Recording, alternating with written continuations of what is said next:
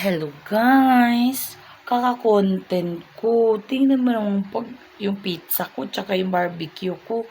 Nasunog pa more. Paano ba yan? Content pa more. Sunog ang niluto. Kaya yun mga guys Kasi nasabi ko sa iyo guys. Ang hirap pala no. Kasi isipin mo naman guys Pizza na sunog. Di mo nasunog guys. Tatikman ko nga. Guys crispy. Masarap pa siya guys, masarap siya.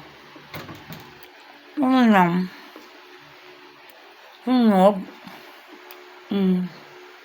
Sabi yun guys, sunog. So yung barbecue guys, wala nang steak. Sarap. Ang sarap guys.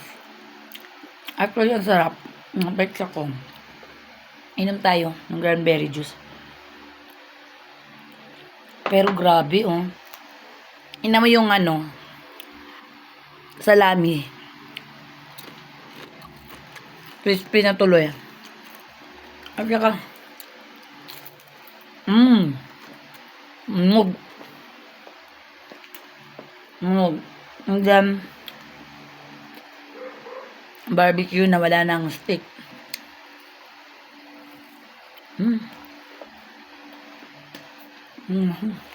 Guys, diba? Kakain na lang tayo na sunog. Diba? Kung natin, nawawala ng consideration sa pagluluto. Content pa more, sunog, yung pizza. Kaya guys, luto lang. Nasa pawis ako kaka-content Kailangan na kasi gumawa ng content. Tignan mo Pero, masarap siya kahit nasunog siya. Ako gumawa. Kaya masarap.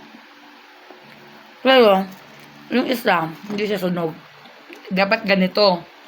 Ang nangyayari, naging ganito. Okay lang. Kasi, Unig yan, crispy. Ba? Crispy siya. Kung narinig nyo, magiging siya. Masarap. Maraming cheese to. Para talaga toasted bread. Tuloy hanggang dito na lang. Kaya mga mahal ko, bye. Love you.